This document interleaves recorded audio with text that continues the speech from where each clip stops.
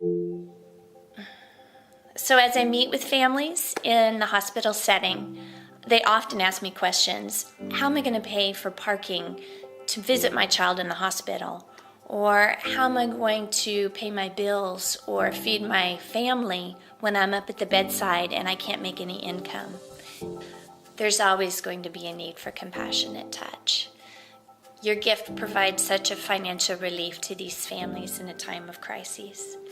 But the other thing that you help do for these families is you let them know that somebody's out there in the community, someone who cares about them. It can be very isolating and alone up in the hospital setting, and your gift really provides them with that emotional support. Compassionate touch is wonderful at providing specific needs. Parking is a huge dilemma for these families, and Compassionate Touch is able to provide that in a timely manner. They also provide gift cards for families who don't really know what they need yet, but are able to go out and get the basic necessities to survive. Please know that by giving to Compassionate Touch, you're providing such a relief to these families in a time of crises. You're not only providing them with financial assistance, but you're also helping them out emotionally. You're letting them know somebody's out there in the community to help them and that somebody really cares. It provides them with a sense of hope.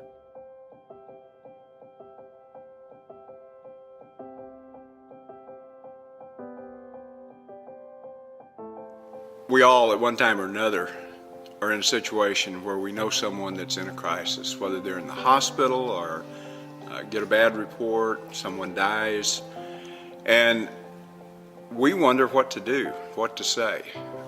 It's one of the most challenging things I think we face as individuals and as church leaders. Here at Lifeline, we strive to be a resource for the church. We do that in several ways. First, we provide training to our own pastoral care volunteers, but we also provide training in spiritual care to church members, people involved in visitation ministries. They can be there where we can't be. Bammel Church has benefited greatly from its partnership with Lifeline Chaplaincy. As I reflect on the active listening skills seminar, we've been so blessed how to be active listeners, how to come alongside people during their times of grief, how to speak words of encouragement, how to really listen and come alongside people and not feel like we're compelled to use words to heal, but just to be there for people. Personally, I've benefited greatly as a young minister. The tools and resources have been fantastic. Another way that we do this is through our summer intern program. We work with college students, giving them 12 weeks of hands-on ministry experience under supervision in a highly charged medical environment. A woman who was in and out of the hospital several times throughout the summer, but I was very blessed that every time that she came back to the hospital, she would end up on a different floor, but she would always ask whoever came to visit her to page Chaplain Courtney. There's just an immediate connection, and she's very special to me.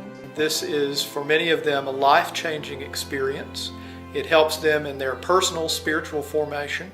It also teaches them skills that they will carry with them into their professions. So I'm really thankful that Lifeline provides education that helps us better know what to do and what to say. I think Lifeline is one of the most powerful resources that we have as a church.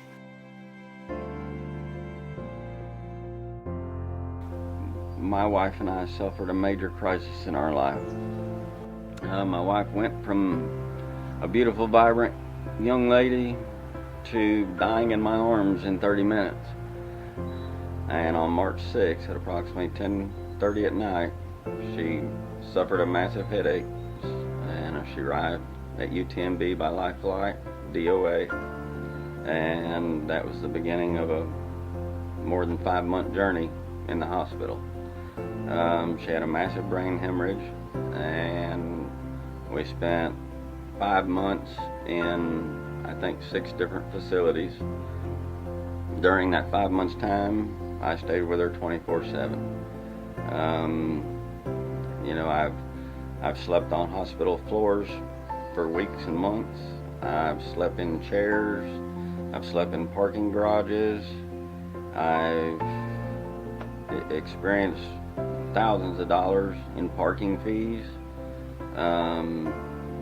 Throughout that process, I had Lifeline Chaplaincy come and visit me in the hospital quite a few times, several different people from there, and to pray with us and just kind of help me through the journey, really. I mean, you know, so much of it, you know, is really about taking care of my wife Tracy, but yet during that time I had to take care of me somehow too. This was the darkest hours of my life. I celebrated my 20th anniversary in the hospital with my wife, even when my wife didn't know who I was anymore. And in the darkest hour of my life was probably the most beautiful hours of my life also, in people's compassion and people coming to support you and to hold you and just to tell you they care.